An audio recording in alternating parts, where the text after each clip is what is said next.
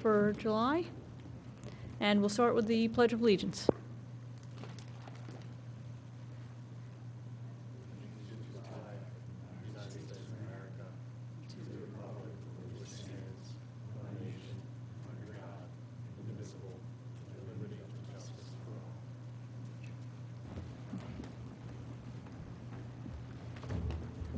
Okay, we'll, at our next month's meeting, we'll have the minutes from our prior meeting, so we'll move on to public comment.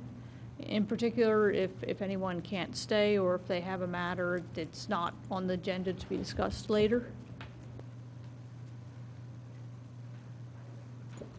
No? Okay, moving along then. Continued discussion of Banbury Francis Windsor project and potential modifications. Steve, did you get a chance to put the plans up? I believe they're all posted. What I put up was a previous slideshow by T&M that stepped through the various iterations, like 5-year, 10-year. So I think it's about 10 or 12 slides that should be on the SWIMAC website, SWIMAC webpage. Do we have that tonight to put up?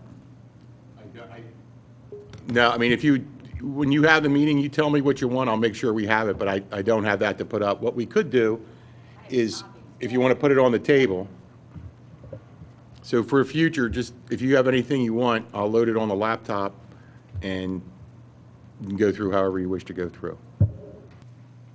Steve, how do we make the data available to folks who can use it, like some of the models and things like that? Do you want them to contact you directly? It doesn't make sense to post that on the website. I guess it depends. I mean, like, you mean another consultant or? A resident who might want to look at this stuff and just kind of see what. Sure, I sent everything to you folks. Yeah, is it okay if we forward it to people? Absolutely. Okay, thanks. So I guess the question is the scenario that do we want to just look at first, just to bring you, up to date, because you haven't seen, unless you've looked on the website, any of the scenarios. So I can pull up some of the scenarios here, and then we can talk about it if that works. Well, these are the ones that were discussed at the prior meetings, though. There's no new scenarios, correct? Correct. There's no new Oh, scenarios. yeah, so they may have seen them at our Right. past In the past meetings, right.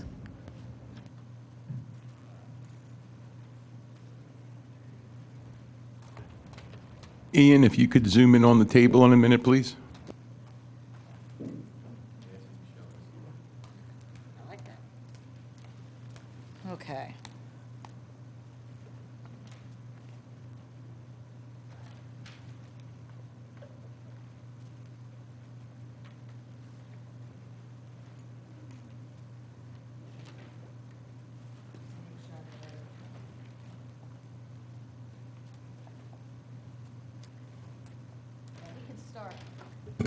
Yeah, we can start, I think this one was the 10-year one, if I remember correctly, because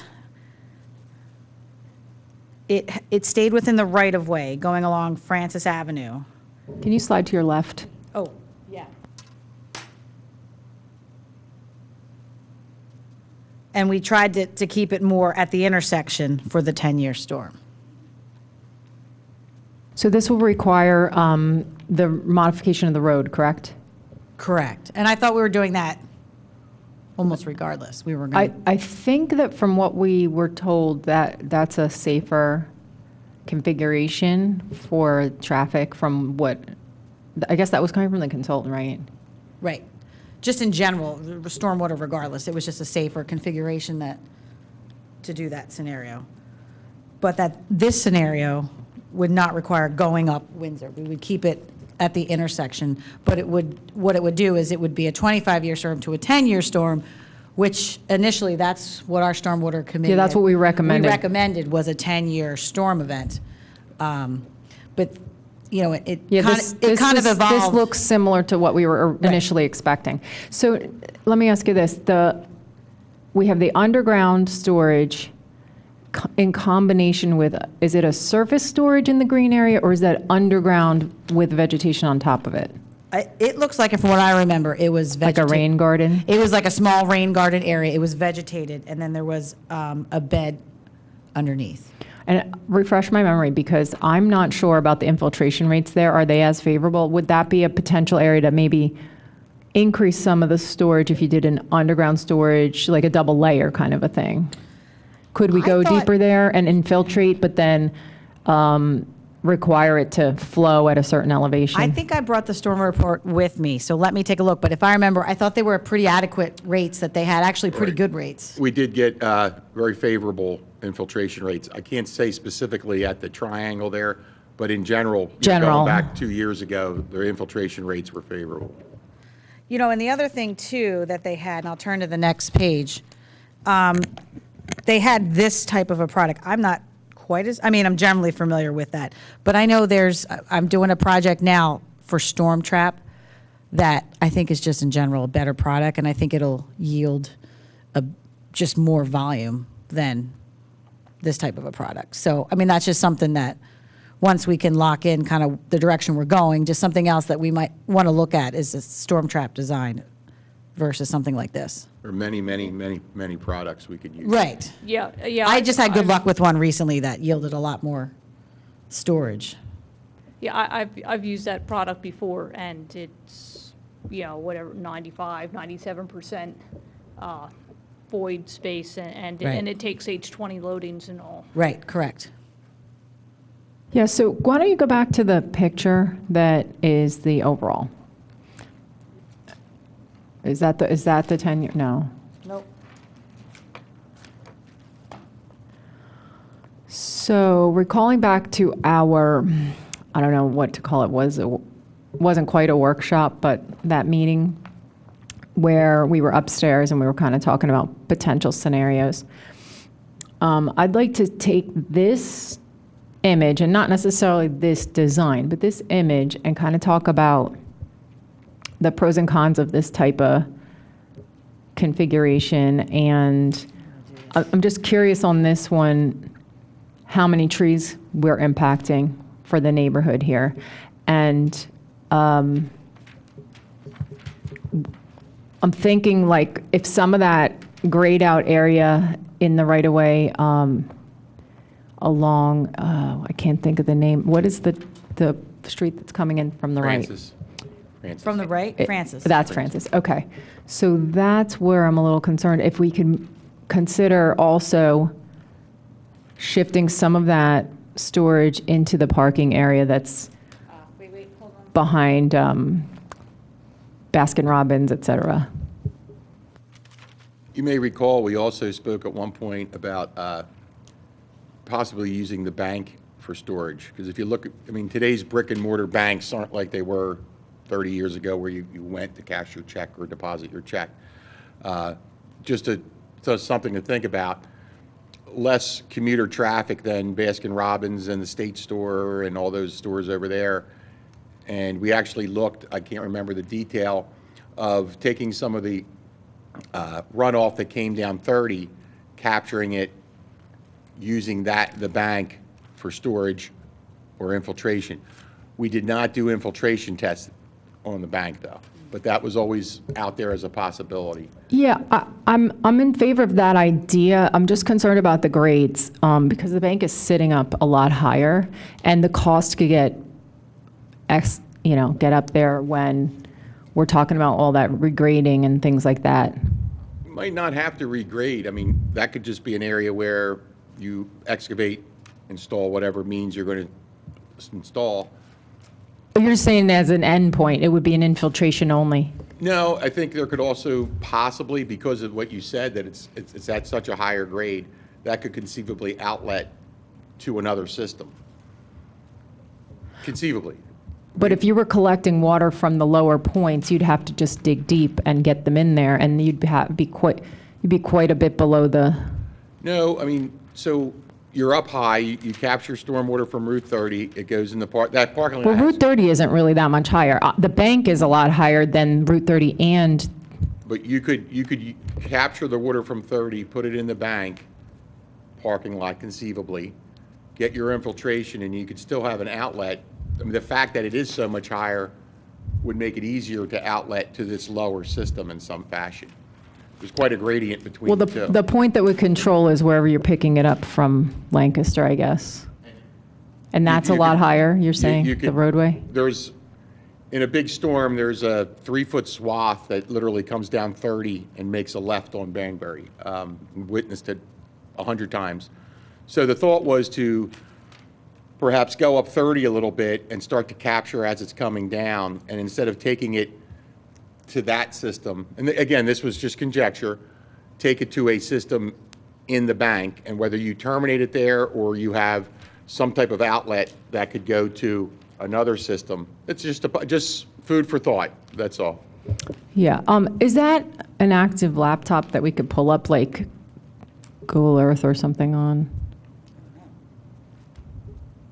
Just to look at the And you know satellite what? imagery? I'm going to backtrack just a second here, because this, while you're doing that, Steve, this that I have up, just looking here, there is additional, okay, so here's option one. This was one of the options. What's cut off, you can see right here that there's some storage up ahead. So that, if you notice the difference is there's nothing up there. So this was option two. Option two was a 5-year storm event. So this is actually the 5-year storm event. I know there's a 10-year storm event, but the 10-year they show here includes some storage up there, which I don't know why they're not, I guess because of utilities, maybe filling in here, but this is actually, if we were to not go further up Windsor and we were to stay within the right-of-way of Francis and then just head north, that would be a 5-year scenario. But I feel like it's good to get some 10-year input. that we did, and I'll step down in a second, that the 10-year that we did before, I felt like stayed in here, and that it didn't go up there, and I don't know why that's not in one of their plans, but I know there was a lot of different scenarios. I These are think the ones that I an earlier had, one that but- didn't go up that way. I wanted just to show too, real quickly, is that there were several scenarios, and the 5-year is this one, that just stays here and not up Windsor. But I know there was a 10-year, I think we can ask T&M for it, that did stay here. I think it's underutilized in here, and I think what they did is, the only difference between the 5 and 10 is that they did some additional depth in here. Yeah, I think you're right. Just so everyone In that same location. Yeah. So maybe we can get some input on just like the concepts, because I know that those scenarios could be worked around differently to make different things happen. I'm in favor of collecting some of the stormwater from PennDOT roadway, but I think obviously we have to partner with PennDOT to get permission for that. But also, I'm still struggling to see the way that works geometrically. I think the water is going to end up where it goes, but it could be intercepted and taken off the shoulder, but it's still going to be in a pipe. We're in Paris. We're in Paris.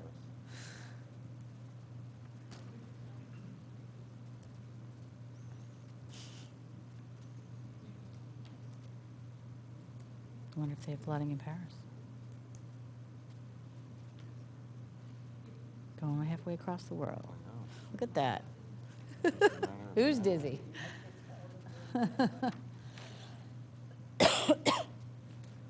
That's the one with the bank. And this is the 10-year? There is no fine print. Okay.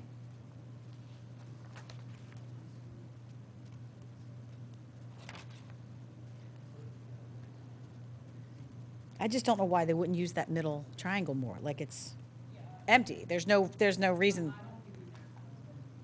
I don't think so either. So, And I think we can. Banbury, triangle, we can put our little person here.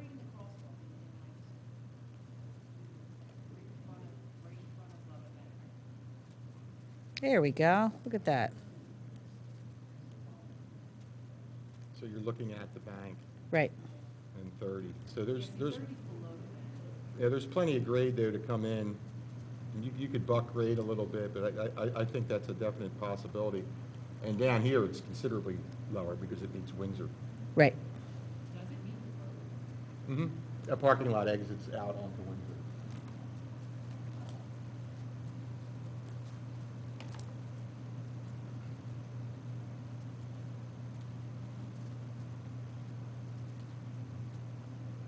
Do you want to come up and, come on up? Hi, my name's Darla DeMauro, and I live at 307 Windsor Avenue. You have several of the Windsor and Farm residents here tonight. And I wanted to say three things. I wanted to start off by saying this is the first time that I've seen a priority list coming out of this this committee, and I thank you for that, because we've actually been asking for that. I personally have been asking for that since the Stormwater Committee was formed and the fee was instituted. And I was at those meetings originally, so I appreciate being able to see this. I'm also noting that the Windsor Farm project is located at item number 20 on the list. I don't know if this is a prioritized list or simply a list, but I have noted in previous communications with the township that it seems to me a little odd that this project is being given such priority over other projects in the neighborhood and the community. Ma'am, I can answer the question on the list. So I compiled the spreadsheet. This is actually the third iteration, and they're not prioritized. So really, it's just to tell the commissioners, our public, our residents, and the SWIMAC where projects are right now. So the ones in the orange were projects that were not budgeted, and they're not in any special order whatsoever. And that's why I have, there's also a memo on the table that goes with this, and I have Banbury, Francis, Windsor, question mark, because we don't know what will happen, but that's not a prioritized list. It is just a list. Okay. Well, having said that, I want to recognize that everybody here is serving in a volunteer basis, and we all, I think most of us actually in the room have volunteer positions, and I recognize that this is time out of your life and to make our community better, so that is certainly noted. Having said that, I would like to just state, coming into this meeting, again, despite repeated requests for updates, I personally am not hard to find, and I got no information except through Zach. And I take that back, I did get one notice that it was through you, I think, that this meeting was going to be happening.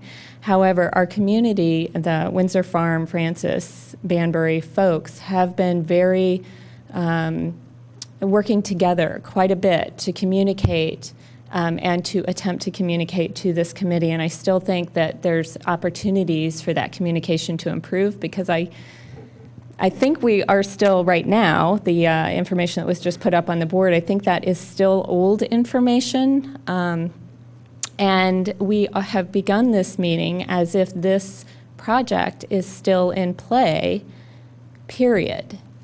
And I think the community, and I will, in fact, speak for you. Stop me if I'm speaking out of turn, but I think our Banbury Farm, Windsor, Francis community has voiced both last year and going into this discussion that we are not in support of any iteration, 1, 2, 3, or 4, that have been put up on the boards at this time. So that concerns me. That does concern me, because your volunteer hours and the time and energy and money that we may be paying consultants is not at this point supported by any of the community residents. And again, I use the community as those 4 streets. The last point that I'd like to make is that we, the community, did put together a letter dated June 14th. Very specifically, I do have a copy, single copy. I probably should have made more. But I do have a copy here, which I would be happy to hand off and have more copies made if you, for some reason, didn't see it, which I think is possible.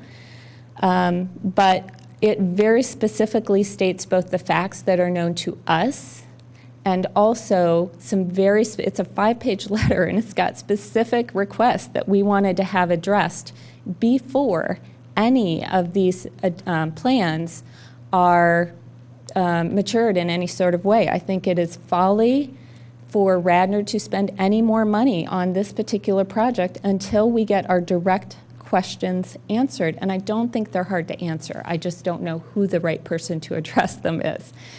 So that is my biggest concern, that we have spent our volunteer time to come together in good government to try and say, hey, we're all working on the same problem. We have some very specific concerns that I think, I'm going to use the term, are low-hanging fruit.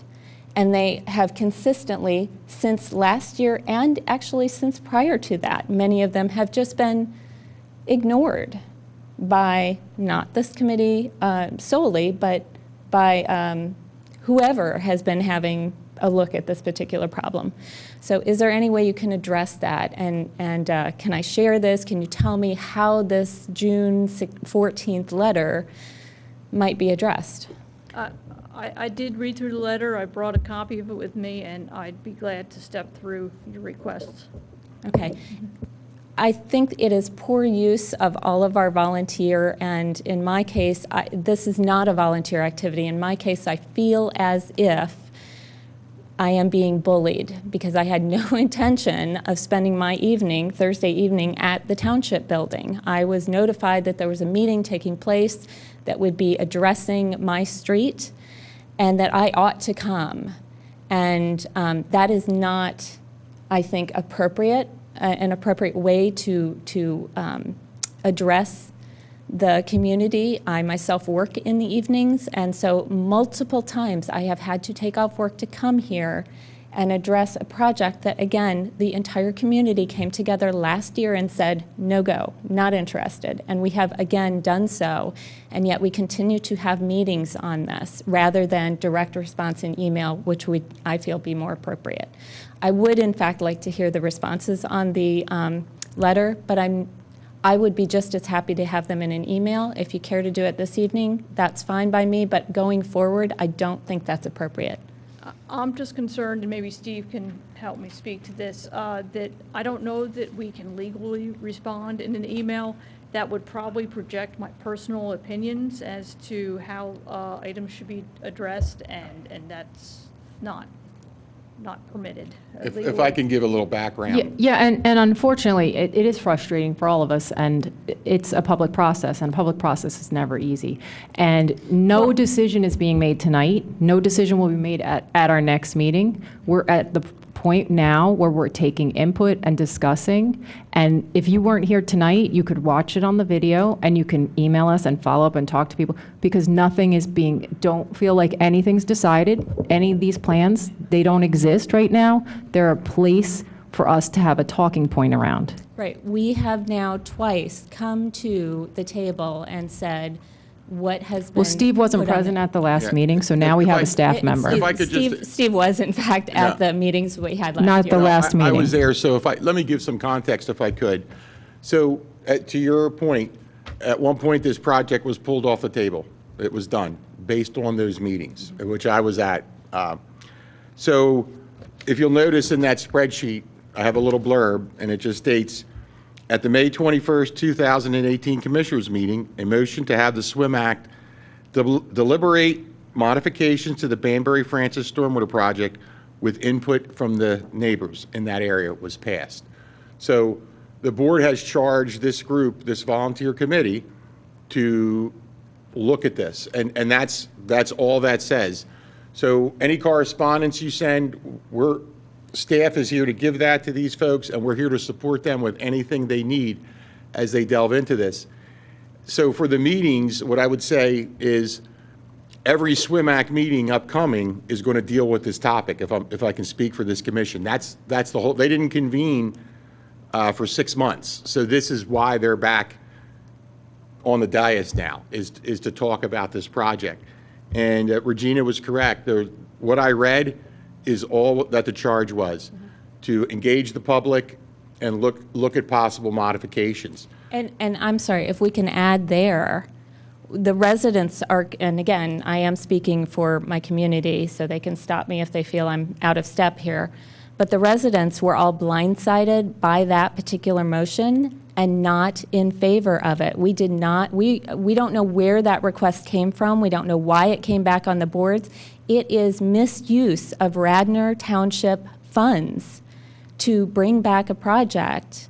I believe, I'm stating that very, very clearly and very strongly, that for us to continue to engage outside firms to engage on a project which we determined to be detrimental to our neighborhood, when things that we have asked to be addressed are not being addressed. That's what I don't get. So the members of the SWIMAC went to the board regarding this project, and that was the impetus for that decision from the board. And I can't speak for the board, and I'm not going to be able to speak for the SWIMAC. So you're talking to me as if I'm the decision maker, which I am not. We have elected officials. Also, I think it's unfair for you to come up in front of us in kind of an accusatory manner. No, as not if you, we're you're bullying volunteers. you, and that's not the intention. And we would like to erase that feeling from you. So whatever you can do to share how we can do that, so that we understand.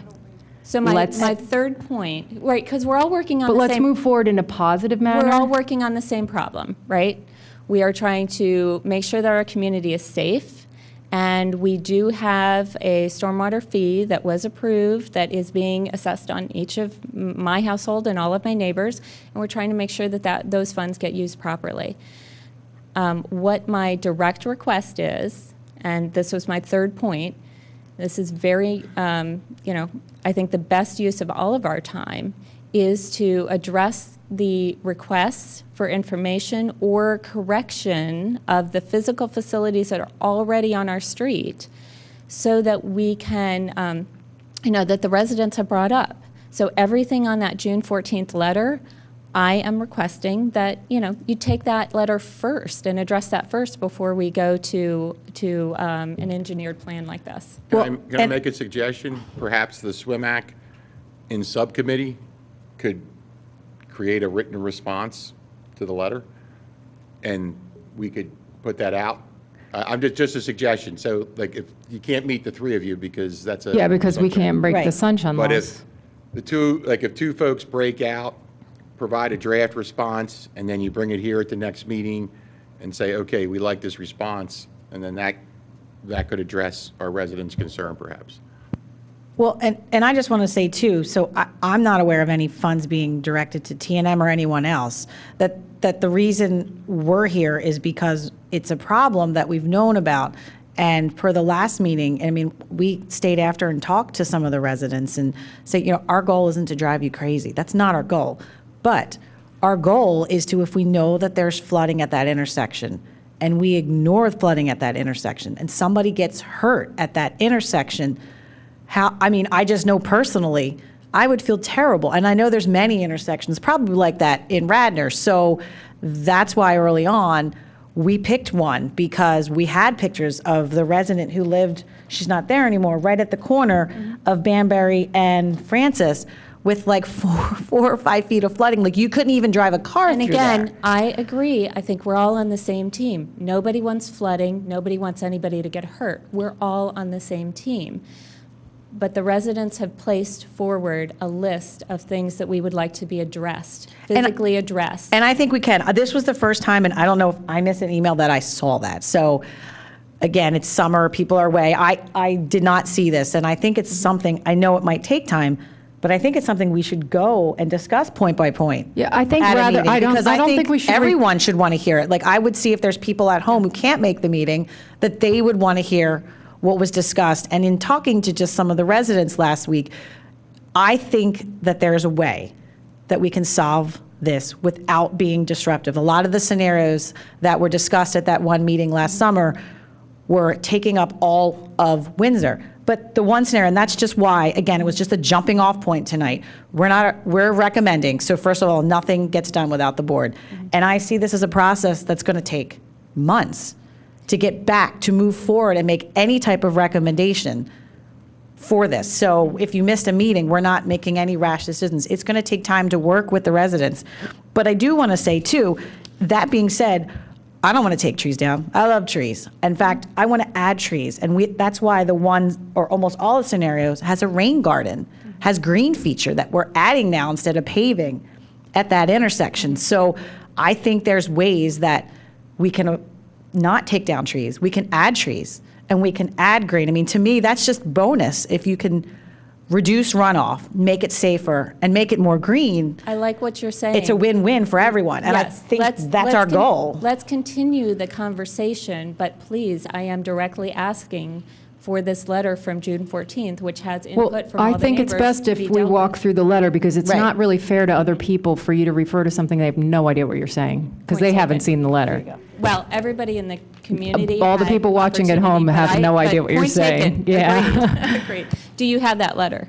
I don't have that letter. Paige has the I have letter. one extra copy. I can share with Paige if you want to keep a copy. It's an extra? Okay. I can make copies if you wish. No, be seated, it's fine. You can start Do you guys want a on copy? the third page. Steve, can we get some copies for them? Yeah. All right, so the bottom, number 1 on the third page, Yeah, let me just direct you to the third page on the bottom where it says "we request" or something to that effect. neighborhood requests? Thank you, yes.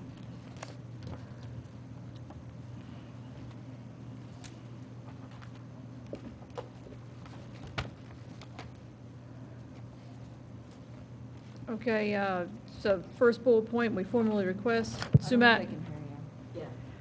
We formally request that the Sumac and Shade Tree Commission and the commissioners come together with a common goal instead of treating development projects as silos, creating unintended drainage problems. We're happy to work with other commissions, and we've worked with the Board of Commissioners in the past, and we can certainly include the Shade Tree Commission in our working relationship. The next one is an item that I know was part of a board decision of some sort, maybe about 5 years ago, I believe. Was that correct? The $60,000 amount from the Villa Stratford property. That was back maybe around 2013 or so.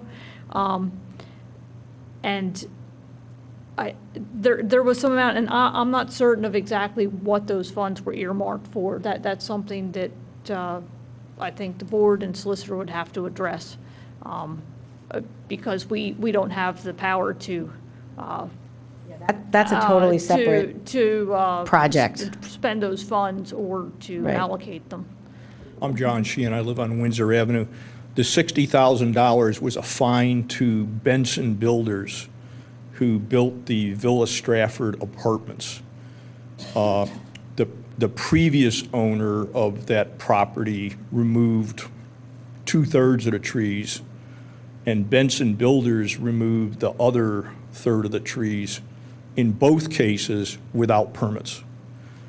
And that's something that the board should, even if it was from years ago, that's something that you should go back to the board and follow up on and talk to Bob Zinkowski and say, hey, whatever happened? Right. Why wasn't this done? And it just, over time, stuff just, I hate to say gets lost in the shuffle because, it's a busy, Yeah, but it shouldn't be. Yeah. I mean, One of the points in the letter that Darla read, I think the last paragraph, the residents, we see a lack of coordination in the township between shade tree, planning, Board of Commissioners. Good example, 321 West Lancaster Avenue. Board of Commissioners just approved a project that will remove 20 trees on a property, some of which are 60-foot tall pine trees.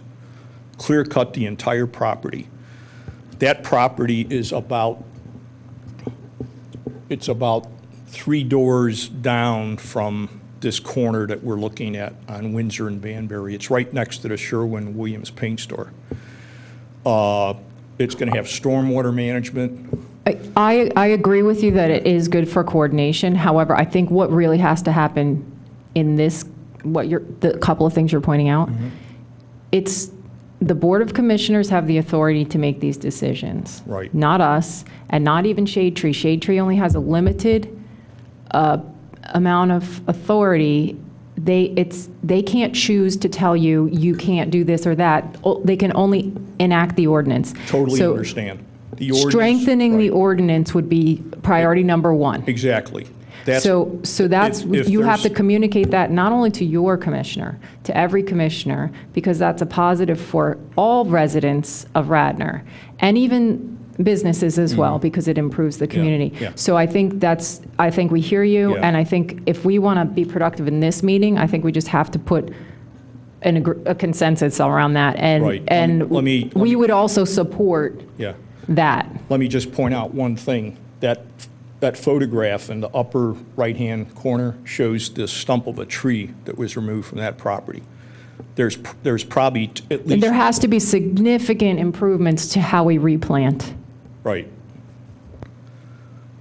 And you do realize that replanting two-inch diameter trees would take a generation, 30 years. I think you're preaching to the choir here. We're all in support of that. So I think Well, we can it's- put that as a priority to put our voice behind it, but I think you have Okay. to take the approach of looking at the lawmakers in our township for that, because And- it's the Yeah, ordinance. but you are an important commission. We've recommended some very significant improvements that are very minor and that have never been enacted. We seem to have less authority than 10 times as many voters as us, so But you might have more Yeah. power than we have. But my recommendation I would just go right before the board Right. and have the board find out what is the status of this.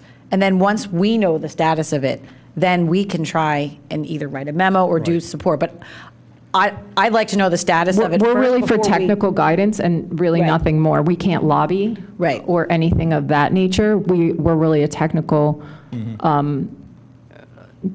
recommendation, that's it. The three of you represent three professional engineers. You're very qualified. You were appointed to represent the township and to provide good advice to the township. I think you've done that. Maybe we need a different way for, more residents to hear what you're saying. So, is Jack Larkin here? Jack's here. We have a commissioner here. Jack Larkin is here. I thank Jack Larkin for being here. But this problem is a pervasive problem. And one other I- point is the recommendations that we had made, the project that you're referring to would have looked very different if those requirements were in place, because Okay. it really mostly changes projects for residents for the better, because you're allowed to take full credit for the storage that you would be using, and it makes redevelopment of highly impervious areas look very different if we enact those changes. So Okay. we're right in the same place as you, because Okay. when you have a redevelopment that removes those types of trees and isn't really providing a big improvement to the stormwater, it's a double loss. Okay. I mainly want to clarify the $60,000 fine for that property. It was a 2-acre property, densely wooded property. All the trees were removed. 321 West Lancaster, all the trees are removed. 70% of the tree cover that used to be on Windsor Avenue is no longer there. So the amount of water that is coming down from west on Lancaster Avenue that turns left right at this corner is a huge quantity of water. Why isn't there a stormwater inlet on Lancaster Avenue? My understanding is that there are no stormwater. That's a PennDOT issue. That's correct. Unfortunately, we have no Okay. authority to even Okay. clean, I don't think, their inlets. Okay, my point is, we need some coordination. I agree, and I think that's Yeah. what Are we supposed to go to PennDOT? No, I think No, a what we're commissioner doing, has to go. I think what The we're doing honest- right now, yeah, what we're right, talking right. about, The is reaching out to Yeah, them, yeah. absolutely. The complete truth is, most residents like Darla, myself, we don't get engaged at all in issues like this until they're critically painful. We expect that the township resources act in a collaborative way to address these problems. This problem of stormwater has gotten worse over the years to the point where I've seen cases where it has been dangerous. Mr. Sheehan, if I can jump in on the Lancaster thing. So when this project was in the early, at one stage of design or another, I did contact PennDOT Drainage, and we met out there. The sole purpose was to ask them, theoretically, conceivably, if we were to put some inlets and piping and we took it to the bank or to this other system, would they object? They didn't really have any objections. I mean, they are obviously, there's a process to do that. You know, we submit, they review the drainage calcs, there's a highway opening permit, an HOP. So that first touch was made a couple years ago, and in theory, they didn't object, but they also didn't have any intent at that time to do storm sewer of their own to convey that further down. So the message I got, and this is just me talking based on my meeting, was, hey, folks, Radnor, if you want to address some of that, that's something we could work towards. Because at the time, it was part of a project that was going on. But I have not heard anything from PennDOT where they're prepared to go out and run longitudinal pipes down Lancaster Avenue on that western lane and, take it further out. Just to give a little background. Okay, thanks, Steve. And, Paige just handed me something too, which I guess there were field review notes from last July for the trees that Rockwell Associates did, and that they went through and listed trees on Windsor and at the corner of Farm and Windsor and Lancaster Avenue and Banbury Francis Way. And they actually even gave an opinion as to the type of trees and the amount of trees that would mitigate if a couple of the trees, a couple of the trees that could possibly be a conflict were trees that were in decaying condition, says here bacterial leaf scorch. So some of them were trees that were decaying already, but it was a pretty healthy, list of mature trees. 7 overcup oak, 9 willow oak, 5 swamp. So, we're very, we're trying to put back, we're not just Right. looking to put 2-inch trees back here. Right. I attended. I don't know if you saw it or not. Yeah, I attended all of those meetings last year. I saw that report, and my understanding from the meeting where we talked about that report was that all of the mature trees close to the roadway on Windsor Avenue's root systems would be damaged in a way that they wouldn't survive. Now, some of those trees are pretty old, but who knows how long they'd last. But the deep excavation of the roadway right up to the edge of the road, big part of that root system is right, the trees are planted very close to the roadway.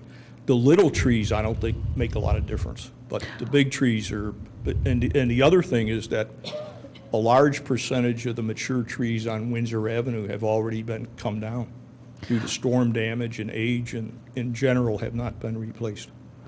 Well, and I know the one scenario that we had last year with seepage beds, there were 2. One had seepage beds that were between trees, and one had seepage beds that were in the middle of the road. The ones that are in the middle of the road should not have any bearing on any trees, because the tree roots probably are not going through water lines and sewer lines getting to the middle of the road. And in fact, those, I'm not an arborist, but in my 20-some years of, doing engineering and site work and construction, that the trees along the streets are fairly old, and their roots are pretty set. They're not really changing. And that's an older street. So when they came years ago to do water line and sewer line, unless there's problems along there, which I think you would know because your water and sewer would be affected Right. if tree roots were going into it, that any disruption between curb to curb, I don't think would be disruptive of any trees, because I feel like these trees are old and they grew out kind of away from the road instead of into the road. So even a scenario that would have seepage beds in the middle of the road, I don't think they're, outside the right of way. There's tree roots are going to the middle of the road, unless you would know you'd have water and sewer problems. Like my memory from the meeting last year is that the residents came to heard that the majority of the mature trees close to the roadway would be threatened and damaged. I actually, when this project came about, I had our township arborist go, and I asked him to create a report, property by property, tree by tree, what would be impacted. On one of my walks with him, he did note to me, I guess something along the line of what Mrs. Gill's talking about. So there were some trees where their trunk was right up against the street, and he said over time, those trees' roots really go on the lawn. They're not real deep on the street. But he did give us a full report, up and down, of how those trees would be impacted. And it really depended on what version. So the largest version, the 25-year version, where we were going all the way up Windsor and we were going all the way up Banbury and Francis, obviously that had the greatest effect because that was the largest excavation. So if the SWIMAC, like I say, the SWIMAC went to the board and said, hey, let's revisit this, let's engage people. The board said, let's do that. So if and when the SWIMAC, focuses on something with input from our residents, I will get the arborist out again specifically to look at whatever possible scenario might come up. I'm not saying that a scenario is coming up or isn't, but if one, through the residents' work with the SWIMAC, starts to gel, I'll get their arborist out and he'll write a new report based on exactly what you're working on. Good. And the one thing I would say too is, with construction, if there was a tree that was a possible conflict, if something did happen, I want to make sure that we move forward with the project, that you're going to have more trees if you lost one unexpectedly. We're not just going to walk away and say, oh, you lost that tree, good luck. I think our goal is safety, flood mitigation, but to also make sure that, we put back any possible problem that we could have, it's better in post condition than pre. Right. Yeah, I think that's a really good idea, Steve, is that, if and when, or if this project moves forward, that's the first thing I would do. So for instance, I would say to our tree arborist, just as a starting point, I'm not, no approval or anything, I'm just saying, at a starting point, if we're looking at a 5 or 10 year scenario, which is just mainly focused on the intersection and 1 or 2 properties up Banbury, what would that be? I do that for all our projects. So any project we do, I always bring the arborist in, and at a minimum, in any project we do, we replace at least per the shade tree ordinance. Which is that's a minimum. Which is 2 to 2.5 inches. That's correct. Our Yes. ordinance is weak. I think in order to make the best use of tonight's time, I think we should really just go through these lists. But also, I just wanted to say an overall point is that the storm that we manage at this location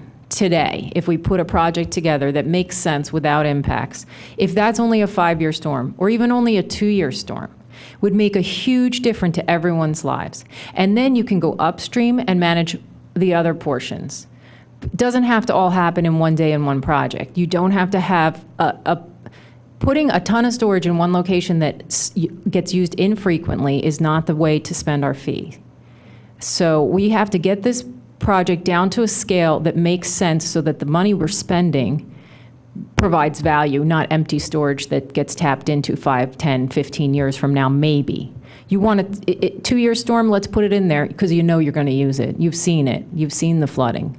And I think that's why we early recommended a 10-year storm event, because we I'm thought... a fan of a 5-year, honestly. That 5 to 10 year range to me is the biggest bang for the buck, with the best scenario for flood reduction, for cost, for safety, for just environmentally too, Just with being trees. practical, just being practical. But the other thing is, the direction we gave was not followed. The direction we gave was to improve the community that this project was going in.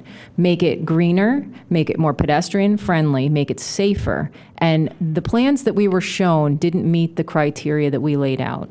And unfortunately, as volunteers, we have no authority over a consultant who's hired by the township, and I think we have to structure the way we manage the next consultant who were brought on board differently, because there were checkpoints and they were ignored. We didn't get what we were supposed to get. We've had a very different experience with some of the other consultants we've had, including the MS4 work that's been done, and it's been very productive and useful information and a collaborative approach. So we just have to move on from what was a bad path and get off of it and move on to a much stronger path that makes sense for everyone, not just in this location, because we're paving the road for future projects here. And I don't know how many times I have to say it, but I will not support anything that the neighbors aren't comfortable with, because everyone in this town has good sense.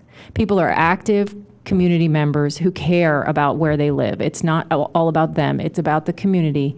And this type of work cannot be done without collaborative effort. It's not going to be we decided and you're going to have to live with it. That's not the way it's going to go. So just, if you miss a meeting, don't feel like we're going to decide to do exactly what you didn't want just because you weren't there and we had the opportunity. Please, don't think that's the way we're going to go. I know you've seen crazy things happen in Radnor, we all have, but it's not happening here. It may happen in another place, but not here.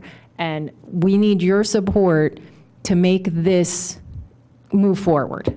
And so let's just go through this list. And some of these things here, I just want to say, I want to debunk it right now. There's no reason to say that we can't do something about that stormwater on Lancaster Avenue. I'm not saying we could put up a berm that prevents it from running down. Interception of that water is absolutely something that can happen. And we do have money, so it's not as if we can say, well, we'd love to do that, but we don't have a dime to spend. We have money. We just have to figure it out and make it work. And PennDOT is not going to stop us. They're going to welcome us. And not only because it would help their roadway to function better, but the MS4 requirements that they have, that PennDOT has, would be met if we took that water and infiltrated it. That gives them a stormwater credit. So don't be counting them out for collaboration here. I think that's definitely got to be a part of the process. They have no problem with us fixing their problem.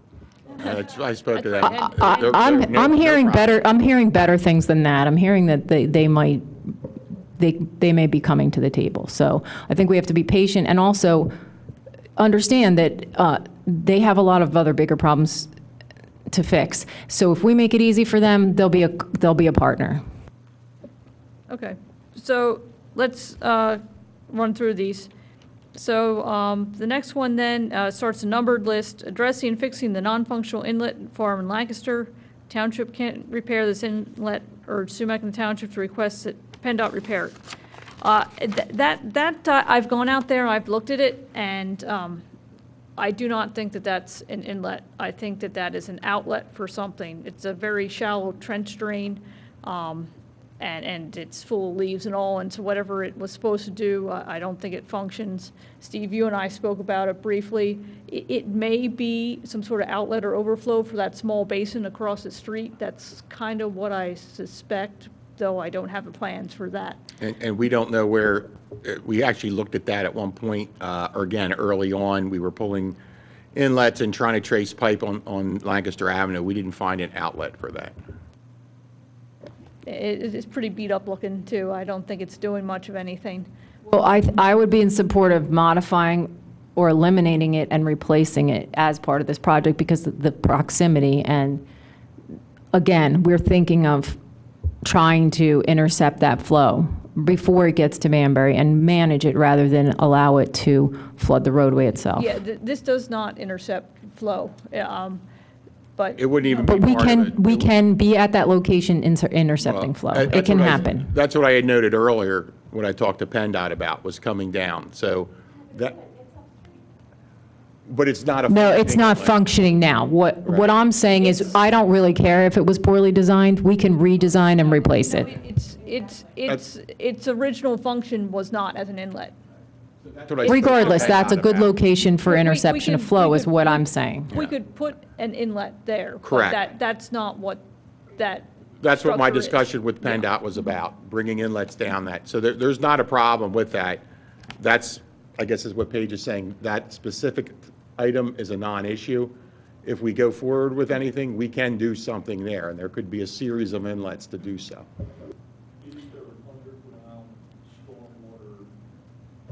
No, that would have to be installed.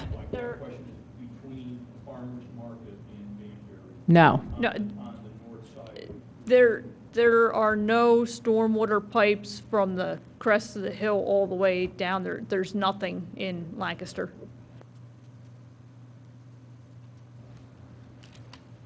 So our neighborhood is not being served by a stormwater Most of the township isn't. Most of That- the state roads in the township. That portion of Lancaster is not. And unfortunately, roads that's the first turnpike in the nation, 1792 was opened, and unfortunately, our forefathers weren't thinking ahead with the stormwater there. There are, as you get into Wayne and further down, St. David's, Yeah. and in that area, there's definitely more stormwater conveyance. But to Paige's point, like Conestoga Road, which was a wagon path at one time, very, very limited inlets and piping, very limited. Number 2, creating a physical barrier or gutter for the water entering Banbury-Windsor Triangle from Lancaster. I think we just touched upon that's something I don't think that, we can intercept it with inlets and direct it to a system, but barrier, I think, is a no-go with PennDOT. It basically, your Lancaster Avenue is at a higher grade, and we can't regrade all of Lancaster Avenue to make a change, and you can't regrade all of Banbury either, just it's our geometry we're stuck with. What you would want to do is prevent the water from entering that intersection. There you go. That's the key right there. We all get the geometry, but the key is, and some folks with longer history than I could speak to this, but this problem really was exacerbated within the last 10 years when the handicap ramps were added. Prior to that, there was a barrier of some sort, the curbing that was not allowing much of that water to head downhill. So can we get a covered gutter that runs through Banbury or something? I think the main thing is intercepting that flow, and I don't think we need to pin down how we do it, as long as it's permitted Right. and feasible. Right, but we are, again, asking to We're look at completely, Lancaster. yes, and on board with Thank that. you. Number 3, adding inlet on Lancaster Banbury, or on Banbury, North Lancaster, or just north of Lancaster. We're still talking about the same thing. Right, so we're still back- talking about we're the same back, Steve. thing. And so once again, yeah, we've discussed that, it's possible to add inlets on Lancaster and then capture that water before it takes that turn. Number 4, reforest the neighborhood and surrounding area through a plan that starts with the neighbors and a commercial arborist chosen by the neighbors.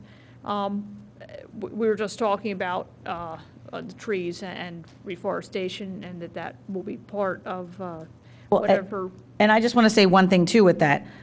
Reforesting the neighborhood, that we can incorporate into a budget, but we can't, when it says surrounding area, that's something if we're doing a project and we're adding landscaping and we're adding a rain garden, things like that in the neighborhood, I think would be included in our stormwater budget. But I can't say for the surrounding area that that's something that the stormwater funds would be used for. I just wanted to Well, point that out. I just want to say, like, when you touch the area and you're doing a project, that's the ideal time to make these types of improvements, and that information was not acted upon in the designs, even though that was our intent. And I think it's unfortunate that we're here today still talking about the same things, but I can't support anything moving forward without those criteria being met.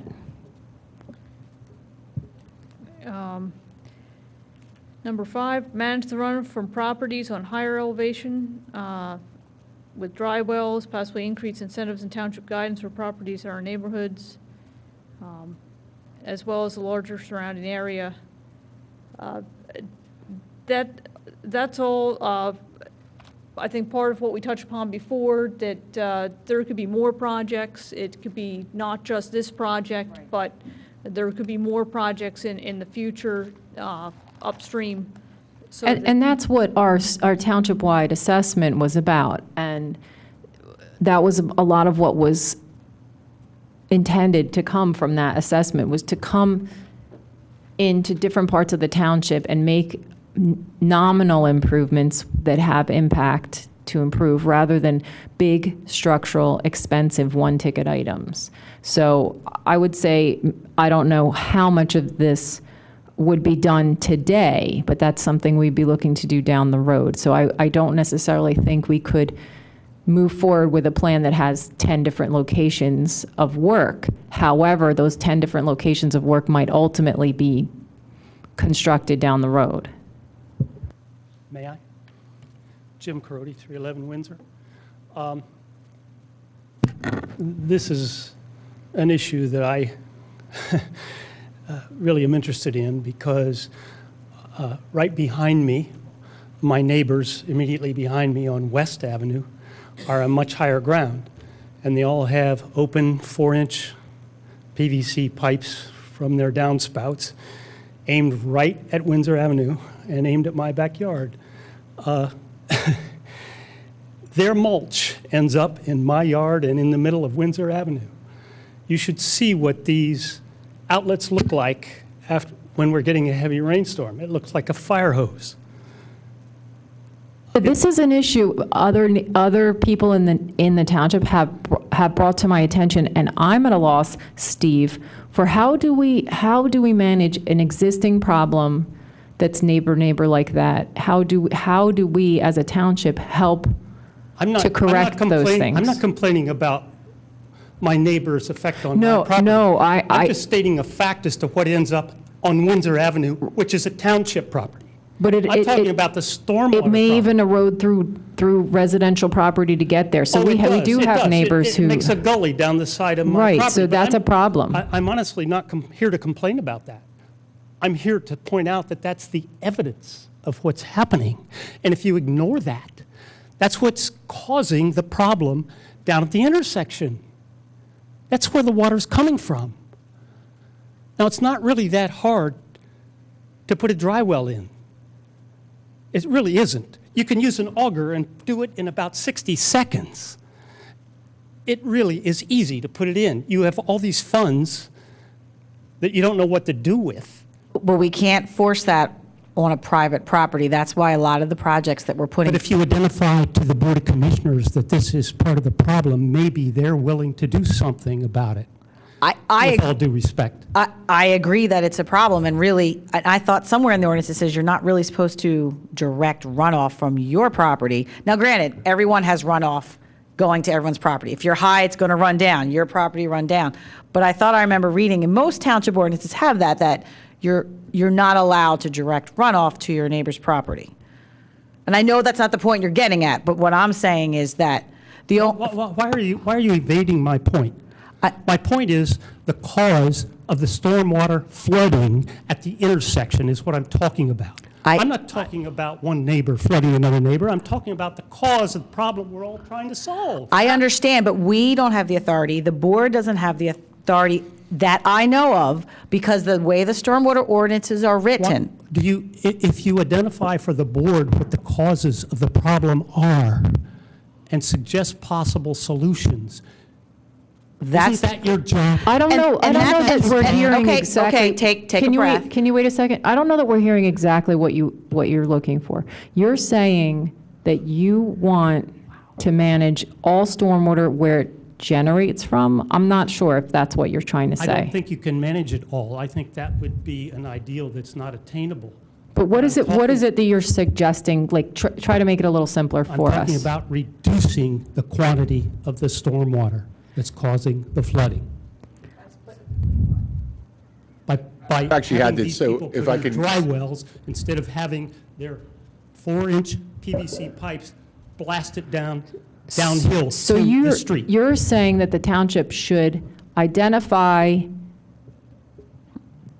point discharges from properties and try to work with those residents to infiltrate that water. Is that what you're saying? Yes. Okay. If they're uphill, if they're contributing to the problem, if they are causing the problem where we're talking about, then they should address the source, the cause of the problem.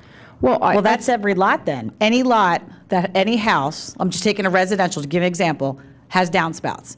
In the newer construction, homes that were built, say like 2000 and on, were required by the township ordinance to do underground seepage beds. So if your house is newer constructed or you've added an addition over 500 square feet in Radnor, you are required to do stormwater management, whether it be a dry well, seepage bed on your property. The problem is that there's a lot of older homes and residents that don't have the seepage bed. So therefore, every house or every commercial site that doesn't have that would be the contributing of the problem, so that they would have, They aren't all in a position to contribute. It depends on where they're located.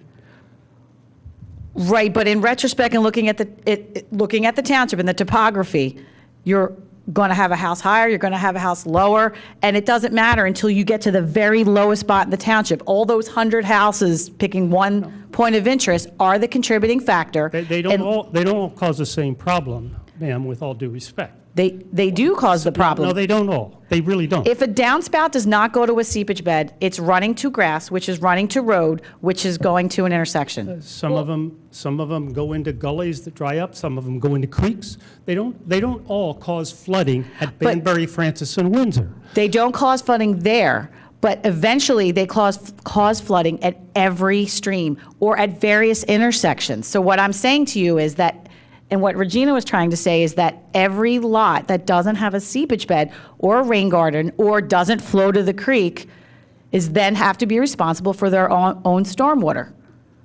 I didn't say it.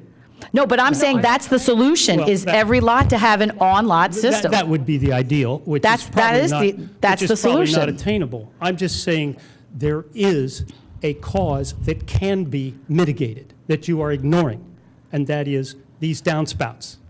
That is a contributing cause, a major contributing cause to the flooding.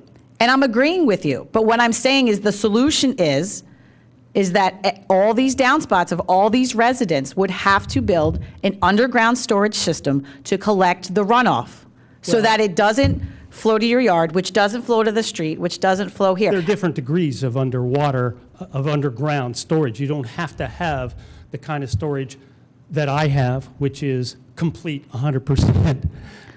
But then you'd have 50%, so management. you'd still have But something. you could reduce the problem, is my point. We're talking about mitigating, at least I'm talking about. You're talking about solving it, and I'm agreeing it's not possible to solve it 100%, but you can mitigate it. And that's what this paragraph is addressing. And Right. I We feel- agree that your concept is a good one. We agree that Have you ever eliminating suggested those that types to of the things. commissioners? However, the township doesn't have the authority and the legal standing to go and say, Zach, put in your stormwater because we decided you're on the top of the hill, you're creating the biggest problem. Heather, you don't have to do anything because you're kind of down the hill from Zach. And unfortunately, you can't do much for us. You can't pick and choose and treat different residents differently. However, we could work to incentivize those types of projects You better. don't have enough money to do it. You don't have to Incentivize them by incentivize it. saying, You can will do you it. allow us to build on your property? You That have would be the enough money incentive. to go in and put a dry But it's, well. we it's can't not do a it without money your thing, it's a legal permission. thing. I can't go over to Regina and say, guess what? I'm taking your land. I'm going to spend $50,000 and I'm going to tear up your yard. Even though your property contributes to this problem, have you, do you It's have a an legal opinion issue. from the township solicitor that says that? It's grandfathered in, unfortunately. private property. You cannot go on there without their permission. I didn't say you go on without their permission. Well- I'm talking about an ordinance. Well, no, an ordinance. You can't backdate things. You cannot enact an ordinance that requires private property owners to go back in time and do something. If it was not. Redeveloped, it's fair game. Right, if it's redeveloped, it's fair game, but if. I'd like they- to see what the solicitor would say about that. If you can identify a property as contributing to a problem that you can't say, we will pay all the costs to go in and put a dry well at the end of your downspout. We could offer to do that, but they would not have to accept that I don't think the offer. political will is there to condemn properties owned by residential property. You I may don't be see it. absolutely right. In other towns, you're may be seeing it, absolutely right, but but we're that's- not here in Radnor. But that's the one relevant point I've heard is political will. The You would have to legal condemn responsibility is property to do something else. that, and I don't see it. If you want to approach that with the elected officials and see if they want to entertain that, condemning properties to do stormwater management, Condemning properties? you'd have to condemn it. It's a matter of eminent domain, condemnation, and it's a dangerous precedent to set. A dangerous precedent to say, Because then, even if it's a worthwhile and noble cause, the next cause that comes along may not be so Let me worthwhile, ask you this. unfortunately. if the township decided that for safety reasons, all the property should have sidewalks, would they have the authority to require citizens to put in sidewalks? If it's within the public right-of-way and they have an easement on that property, then yes, because they own that. Now, if you're saying that we should use the public right-of-way to install these type of features, that's another story. Well, even with streets without the public right-of-way, you don't think the township would have the authority to say everyone has to have a sidewalk? Everything has Well, I to, respectfully disagree with you on that. I'm an attorney, and I respectfully disagree, and I'd like Would to have hear to condemn the property No, you and don't take have to condemn it. You don't have to the condemn it. easement by right. They can't. Well, this is not a point that makes any sense to discuss here because we don't have the authority to act on it. You We don't- hear what you're saying. If you want to take that up with the elected officials and get them to act on that, that would be fine. But we can't do that for you. I didn't expect you to do it. I expected you to But we can't work recog- that into a plan because that's not one of the tools in our toolbox. The one thing we could do would be to better promote our rebate program, which provides rebates to people who install measures such as that. That's the way, it has to be done voluntarily, but we can provide better incentives for people to do that. Absolutely, education is a big Just piece. because you don't have the authority to do it doesn't mean you shouldn't educate the commissioners as to what the causes of the flooding are and how they could be mitigated. and That's my point. And I think, again, we have incentives, but for me, I personally don't support telling Regina that you need to put a bed in or that you need to put a bed in. That's why we're trying to It's not find that it's not a good solutions. idea, it's just that it's got so much resistance in the path that Correct. there's other ways with much less obstacles that could happen much sooner and for less money. It's got resistance in the past. The path to accomplishing that would be such an uphill battle that we would be putting a lot of energy in a direction that may not bear fruit. It may not, but I believe part of your responsibility ought to be to identify for the commissioners what the causes of the problem are and how they could be mitigated, whether or not you recommend it, whether or not you think the commissioners have the political will to do it. If you think that they need more education about stormwater management, then I'm not opposed to that. For them to understand the problems more fully, they might be more engaged in the process, and I don't have a problem with that at all. And I just want to make out, not from a legal standpoint, not from a money standpoint, there's a lot of obstacles on residential properties to put a bed. So even a bed that would mitigate maybe a 10 or 25-year storm for that property, there's trees, there's utilities, there's pools. Sometimes these lots aren't even big enough to do anything. So all I'm saying is that there are other obstacles besides legal obstacles to consider, that there's just not area big enough Sure. to do a bed. And so that's why, again, we're trying to keep all of our work within the right-of-way so that we can solve the problem. Because if it's 1,000, cubic feet of runoff that comes from a house to the intersection, it doesn't matter if the bed is on the house or it's on the intersection. It's that it's addressed. And that's what we're trying to do, is that we're trying to address it without going down this legal path, without facing properties that aren't big enough to do that, and to not just drop your trees and landscaping and grass on those properties, but instead keep it in a right-of-way, add green spaces, add a rain garden, and try and solve the problem that way. There might be properties that are big enough that could do a bed. I have rain gardens at my house. I have downspouts that I put to a rain garden because, a rain barrel, because I feel that's an important aspect. And if everyone did that, that's great. But I think the reason that it's something we can point out to the commissioners, but in my 25 years experience, that legal path would take so long to be able to say to Mr. Smith to put a bed on his property and to survey it and assess it to see if it's even big enough for a bed.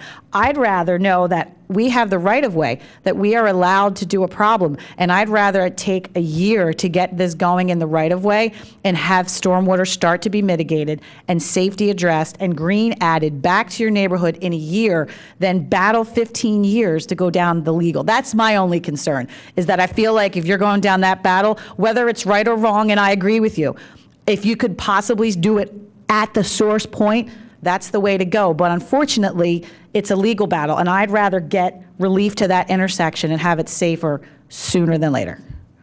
Does that make sense? Sure. Okay. But you keep using the term bed, and I wonder if you're contemplating something more drastic than what I'm talking Bed? about. Dry walls. You talked about some sort of storage bed of some sort. Oh, either rain garden or rain barrels. Yeah. I mean, they help, but they don't solve the problem. They're only so big, you know? I mean, in a rain event, like the last one we have, it was filling up, and I had to slowly let it drain out, you know, and filling up. So it's great for a short, small storm, but for these larger storms, it's just, it helps. Every little bit helps, and that's why we have an incentive program. And if everyone would buy a rain barrel, that would be great, because in the whole scheme of things, it would help. But I just worry about that legal issue. There's some other things too. I do like the idea of homeowners doing these types of things. Sometimes the maintenance becomes an issue down the road. So it's a good thing to have a combination of them, things that the township has control over and can maintain. And I feel like the township has to make a more robust maintenance program, a more robust inspection program about the existing facilities that are spread throughout the township that can be upgraded, cleaned, or added to. And I think a lot of that has to be done. It's kind of like a cumulative effect. So some of those commercial properties that are along Lancaster Avenue that already have an existing system, maybe it can be optimized, or maybe it can be added to, or maybe it's not working at all right now, and we may even have the right to go in there and say, you need to replace this at your cost because it failed and it's your facility. We have to look at those. Well, I'm not an engineer, but my understanding is dry wells don't require a lot of maintenance. Maybe Initially, no, but they could. It depends on your soil types and how it's constructed and whether you have clay and things like that. But if you have good infiltration and you don't have a clay area and it all goes back down into the ground, that's the best scenario. But a lot of my neighbors and myself have clay, and we don't have infiltration rates that you have at your location. I have a lot of clay. I mean, at the Banbury location that we're looking at. On So that's Windsor. part of the reason why that area that we're talking about doing a project is favorable, because it does have that infiltration available to us, and that is the best efficient.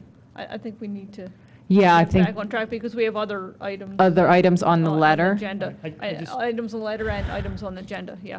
I just hate to see you.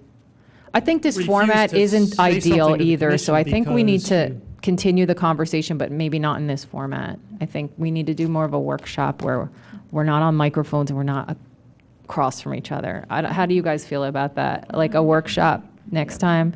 Because I'm not liking this format. Yeah. Let's work on that, Steve. Can we do something like, I'll make remember we were at like was it a firehouse once? I don't remember. We actually did What it. was We had that? several at Public Works. We just basically Public put Works, up okay. 20 tables, a bunch of chairs. We laid out plans. I think we need to do. Everybody walked around and we all talked Yep. and Yep, just I looked at think we need things. people to be able to write notes on them and things like that. We need to do that next time. Whatever the Stormwater Management Advisory Committee wants, we'll set up. Okay. Zach? Zach Keegan, 405 Windsor. I just want to check, because I think I would volunteer to approach the residents that he's talking about and size. And I would support from this committee, and I think you guys would too, funding something where there's a voluntary participation in installing stormwater on your property, as long as we can get it through legal, that there's some type of easement for the township to maintain it, because I don't want to put the maintenance on a homeowner that may sell their property and then, if it's a dry well, it's a different story. But if it's something, that can create a benefit, I don't see why stormwater funds couldn't be used for that if there was an agreement struck. That would have to be a commissioner's decision. Yeah, the commissioners would, I think, have to weigh in on that, but I don't think they'd have a problem with that, because it certainly benefits everyone. Is there a cap to the current incentive program or anything? Like, is there some sort of? I think we could work on changing that. We could work on changing it. There are certain maximum limits for certain sorts of BMPs. Okay. Yeah, because I mean, if it was voluntary and we could. Oh, I like where you're going with that. So yeah, those will be revisited, the values of the reimbursements. Okay. Noted. There's a couple of things that weren't in the letter, and hopefully we have time to address. During the last meeting, you guys mentioned about the email address and the function of whether the stormwater email to the township is going to enough people to actually react to questions that go to the stormwater email. Steve can speak to So, that. yeah, so stormwater, rather, I created that, or I asked IT to create that when I came on board here for just these kinds of things. Right. So as soon as Paige and I had this discussion, I have not, so those come to the township, I get a copy. And when that comes, I just immediately forward it to, I think I did forward whatever I had recently got. So whenever if you want to just email stormwater@radnor.org, please do so. It's going to hit me and it'll hit the SWIMAC, in 10 minutes. Okay. I have not received any. I have not seen any in quite some time, other than what I forwarded to Paige and the rest of the SWIMAC like 3 weeks ago. Okay, yeah, it was at the last meeting. It wasn't clear whether it was getting. Somebody send one. Let's see where it goes. Yeah, Send a test one. Yeah, please do. We'll see if we can. Okay, I will. And then there was a few other points, I think, that the farm end of the easement, I guess if we continue down through the list, I'm sure we'll hit the other points, but that was the first question I had, was about the voluntary, if there was a cap, if we can. I think we can definitely look at Revisit that and up that, because we definitely had, when we were controlling the budget, we had budgeted quite a bit of money toward that, and there was Well, hardly I anything felt in they it. were on the low side at the time, personally, But so. hardly anyone has taken advantage of it. Yeah, I think they haven't can- seen a they can be request come changed for through sure. in, I don't know Yeah, how we had a long. rush early on, like the first 2 years. and Yeah, it we were kind of under a set. pretty tight timeline to get those established, but we have the, Steve, don't we have the authority to revisit them every 2 years or something like that? It's been, Well, one of the SWIMAC's charges is to revisit those. the incentive program. That was Right. specifically in the resolution for the SWIMAC. So as you see fit, please revisit. Yeah, that's definitely, This seems that's like a good time, idea. maybe next month, put it on the agenda, and let's print out what we have and go over it. And make your recommendations if there's anything you want to add that could be incentivized with a rebate. Send it to stormwater@radnor.org. I mean, Okay. honestly, I think we set them up so that it was really not covering any labor, just materials, but I don't even Right. know that that has to be the case. I think you could put it in there so that if it was a reasonable price for someone to have installed, that could be reimbursed. Just let's quickly run down the rest. Inspect stormwater management storage system under the Stratford office parking lot to make sure it's working as designed, to maintain and or retrofit the system, to restore the design storage. Steve, I assume that that's a private property owner's, Yeah, the township, System. this predates my time here. The township did something in conjunction with the owners of that. We can make that request, and I can tell you for number 7, so when I had that cleaned, I guess like 3 or 4 years ago, that was the first time since it had been built that it the was system cleaned. behind the Wawa. Right, it's actually in Francis. That's slated, I said it, so I'm not in Public Works anymore, but that is slated to be done. I'll let Steve McNellis know. I think we might have budgeted for it next year. It was like every so many years, it's just going to be automatic that we go in and keep it maintained. We don't have many of them, so we should maintain what we have. Didn't we have that inspected as part of this project? I had it clean long before this project. I thought during Yeah. this project, though, that was where, there was, simultaneously, we were having pipe inspections done? No, they had the plans for this, so I gave them the plans for that project so that if they wished to use that in some fashion, they could. But no, that's a maintenance item that we go through there. The company we So that send it- wasn't part of the pipe inspection Oh, no, program no, that we that was- had through the township? That wasn't on the list? No, that system was inspected by the company we had clean them. But that was predating. Correct, and it's a Okay. different company So altogether. we haven't looked at it since it's been cleaned to see Let's how say much 3 years, has yeah. happened in it. Yeah, I guess we have to monitor that to see if wasn't- if 3 years is soon enough. It wasn't too bad for like 15 or 20 years, but it was well needed. So I think we'll be doing good like every 3 years. But when they go in. We should measure do what it. they take out. Yeah, believe me, we get charged. But yeah, we have them look at it. It's a confined space, so when they're down there, we have them give it the once-over. Okay, and so number 8, the township has stated the easements on the bank property, Wawa property, and adjacent property would be too costly and difficult to negotiate. Doesn't appear the township has actually engaged any of these landowners to better understand the costs and difficulty in securing easements. We request these property owners be engaged and the results made publicly available. I know I did speak with, well, at the time, my commissioner, a couple years ago about that, and it's something that I think we just need to bring to the attention of the commissioners again, probably as a part of this process. Yeah, and I'm not sure how it works at the municipal level, but I think that's something that's regularly done on projects types like this. So I have no reason why we couldn't at least engage. There's no harm in asking. The worst that they're going to say is no.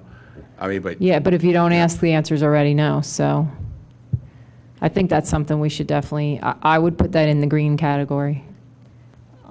Number 9, we request, We go back to item 6, the Stratford office. Yeah, I wanted to hear more about that. Steve, you said it was something I that the have to- township contributed to? I have to research that. That predated me here. I know there's a system there. Do we have plans for it? I don't know. I'll have Well, to I'm look. sure we can look at the deed and is see that who the owns and forest maintains paving it. System? Yeah, I mean, I'm sure, this was back in the Dan Malloy days, so I'm sure there's something here, because Dan was very big on these partnerships. Yeah. We had one at Well, Rosemont Business how Park. about by the next meeting, we find out That's not a the problem. maintenance requirements for them on this? Who's maintaining it? Are they required to maintain it? Are we supposed to be maintaining If it? it's us, believe me, we'll be in there to take a look. Yeah. So by the next meeting, we can find out who's got the maintenance? Absolutely. It's a very I'm John Sheehan again. It's a very large system.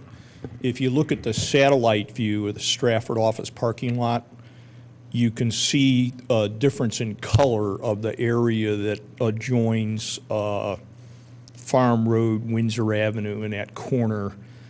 It's a large area.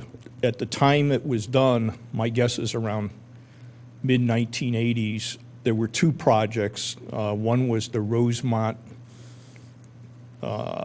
Village Shopping Center. The other one was Stratford office. The cost of both projects was about $600,000, and the Stratford office was the larger of the 2.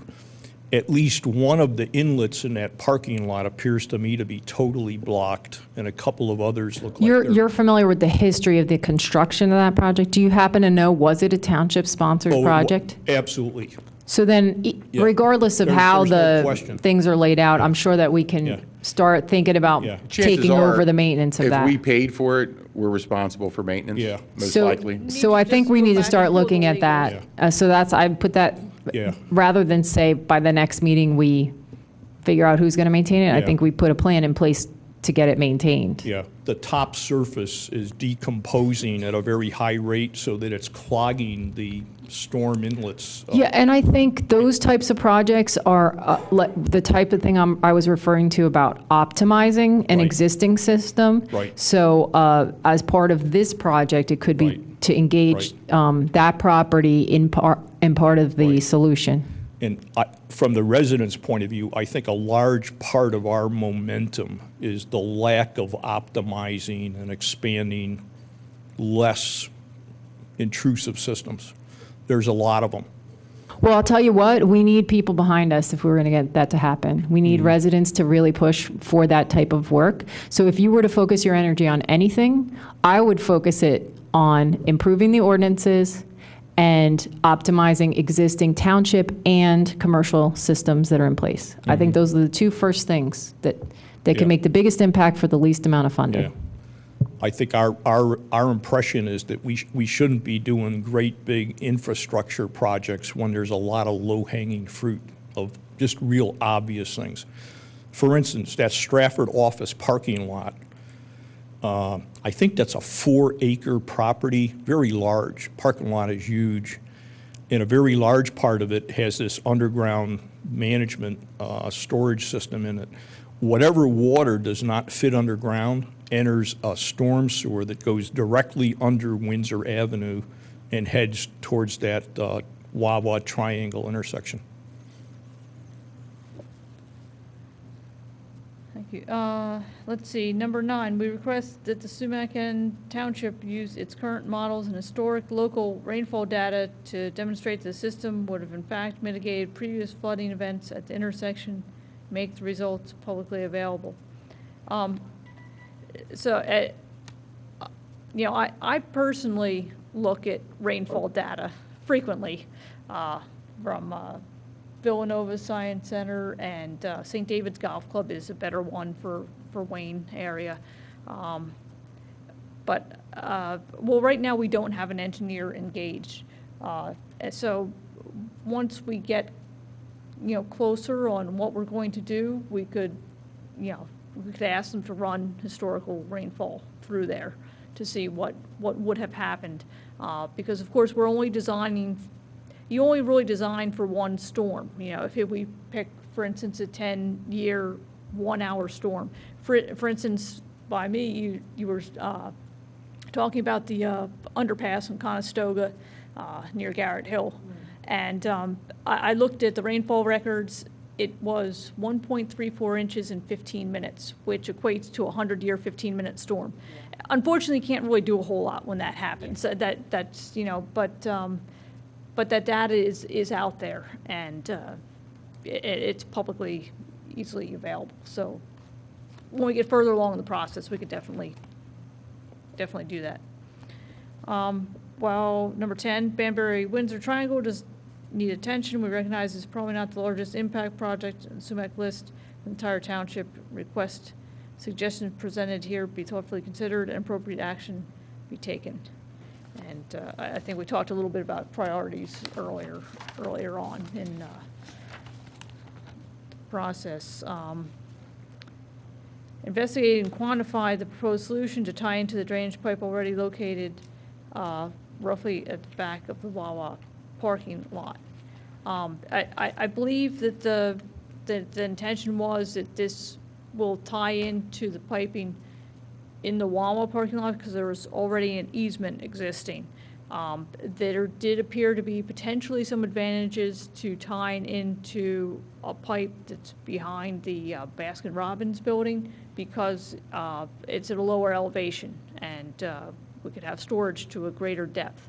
And that's something I had talked to my commissioner about before too, because that would be a rather minor easement, a rather minor intrusion into that property owner's parking lot. So just to kind of summarize those points, I think we want to maximize our existing systems that contribute to this area. We want to install additional systems along Lancaster Avenue to kind of cut that off before it enters. Even if you still have to deal with it, it won't be in an uncontrolled manner entering that corner.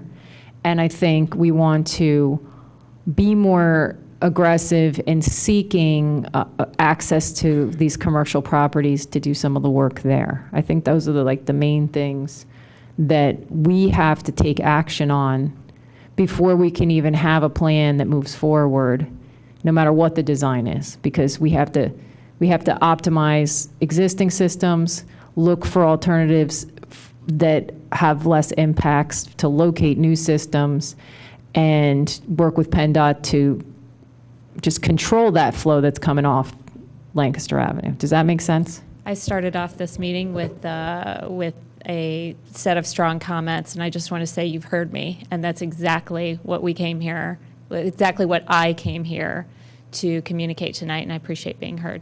Thank you. But also, I want you to feel comfortable to let us know and give us feedback, because this is a new process.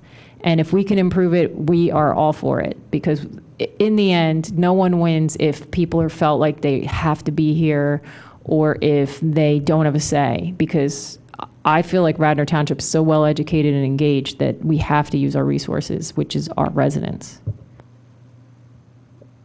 Okay. We're going to go back and look at incentives too, Right. for sure.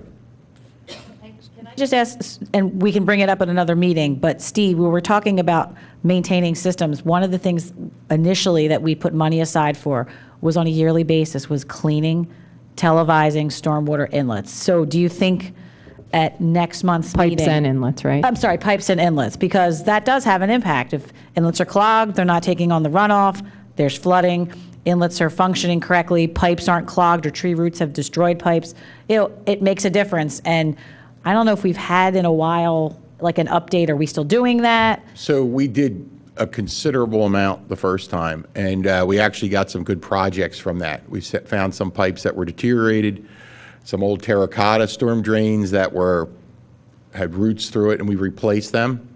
Part of the job was they cleaned thousands of feet of line. Our Public Works Department does an outstanding job on cleaning inlets. So as part of our MS4, they're constantly cleaning inlet tops, and by far that is the biggest clogging of the system is when debris gets on the top. So they do that constantly. They also, I think this year, have already done 30 or 40 physically cleaned the inlets out. So they stay on top of it. We track it for our MS4 purposes. I would think right now we're okay as far as inspection. What we don't have the ability to do, we have the legal ability to do. So since the 2005 Stormwater Management Ordinance was enacted, when an entity installs stormwater management, there's also a stormwater management agreement. Okay, so every house that does that, there's that agreement. That agreement says they have to maintain it, and we, the township, have the ability to go in if we feel there's an issue and inspect that system. And if the homeowner doesn't want to do so, I think there's some legal mechanism that we would do it and clean it. So there's hundreds of homes, that have these systems. Some folks don't even know it. They buy a house and there's pipes underground. They really don't even realize that they're there. What some townships are doing, it's very expensive, but this is something to think about. We are not staffed to do it, so it would have to be an outsourced project, is to methodically go through the various stormwater management systems that are in the township. You hire a firm, they go in, they inspect it, they write a report, you provide that report to the property owner for them to act on, and we move.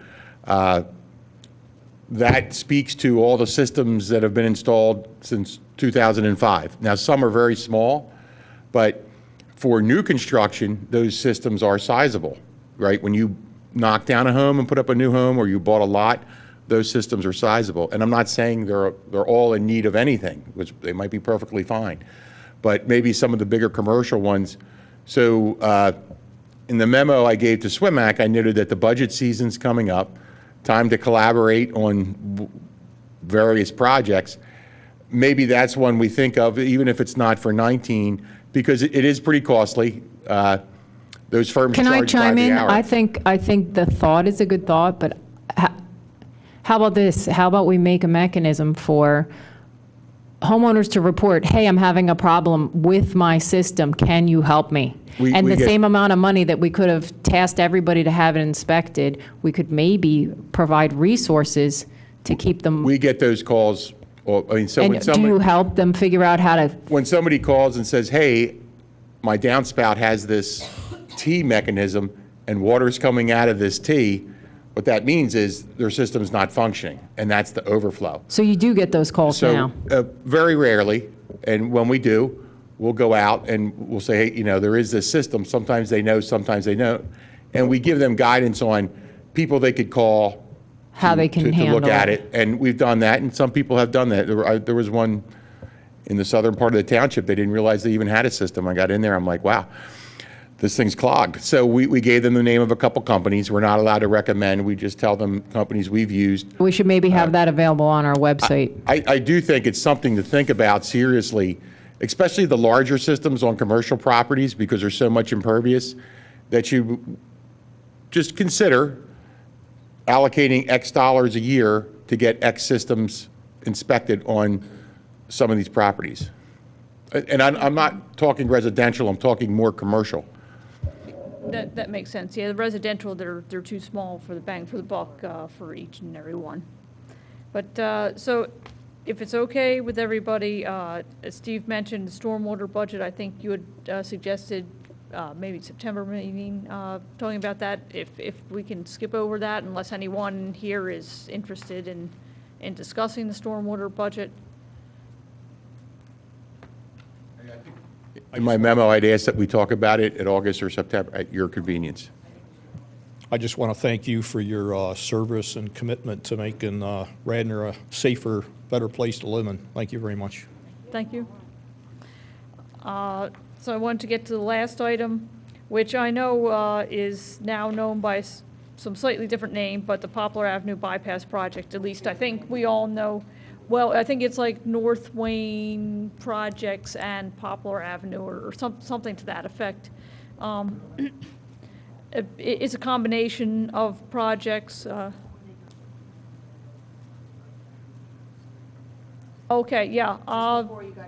Before you leave, we typically are supposed to meet on the second Thursday of the month. August, that will not be the case. I think it's the fourth one we were thinking of meeting, but we'll confirm that, and that will be We'll up make on sure the we touch website. base with you. We just wanted to give you the heads up before some of you leave that we're not going to, just because of people's summer schedule, that it's just going to be It will postponed. be later in the month. Be later in August.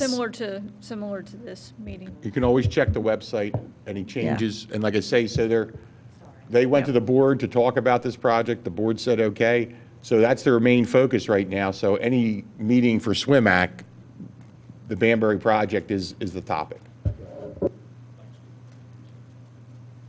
So the last one is the Poplar Avenue Bypass Project. I realize it's not yet there to the design. I took a look at what Meliora has been authorized to do, and it's the Poplar Bypass and a number of other items in that North Wayne area. We call it flood reductions in the North Wayne area and the Poplar bypass, because based on some of the meeting, like we had a very informal meeting months ago, and then we had another very informal meeting at the Page was there. It was a wonderful meeting. Meliora was there. We had the maps out. Residents were able to put dots on where there was issues, and that was the impetus to make it more than just a bypass, but to look at items all throughout. Like in the memo I noted, so I call it North Wayne, it's Eagle, it's North Wayne, it's Willow, it's Poplar, it's that whole area, all in that drainage, all in that watershed, that drainage area that goes to there. So it's truly in its infancy. I required a lot of meetings in their contract, a minimum of 10 meetings with residents, so we want to get their input. Several meetings with the SWIMAC for your valuable input, and not just to present to SWIMAC, but to get your feedback. So it's not like we're just going to say, hey, here it is. And that's what I wanted to say too, is that, we found out about it kind of third party here, and that they didn't tape the meeting, so that kind of left us at a disadvantage, which if it was held here that Saturday meeting that Paige was at, I would have liked to have had it taped so that we could be up to date, but also nobody contacted SWIMAC about the meeting, which to me was concerning, because it's a project that we've talked about before. We have talked about with you on, the budget, and I just personally request that if there's more meetings like this, I know it's in its infancy, but it'd just be nice to know if one of us could be there. We want to be a part of that process early on. Absolutely. And that meeting was before, that was really like, I don't know the proper term, that was before the project was even awarded, right? It was just to gauge some interest. So moving forward, Meliora is going to be having these meetings, not just with them, but with you. And we're going to put it out there. So we always ask residents to look at your website, to please sign up for updates, because we could use our GIS to try to do a mailing, but that's not always the most efficient way. So we always ask our engaged residents, please check the website. We'll obviously talk to the commissioners of whatever ward we're talking about, so they can shoot out something to their constituents, SWIMAC included. But like I say, so that was a very casual meeting. Moving forward, they're going to be somewhat more structured, and everybody will know who wants to attend. And Yes. they're going to be here to speak with you, not, like I say, not to present, but to get your feedback. Perfect. That's all I ask. Great. And I know it's late, so I'll just ask you, if you read the memo, it's kind of where we stand on a lot of projects. If you wish me to run through them, I will run through them. The big one, if I may, so the next big one is flood reduction on Midland Avenue. And similar project as to the North Wayne one, but there's one key element that's a little different here.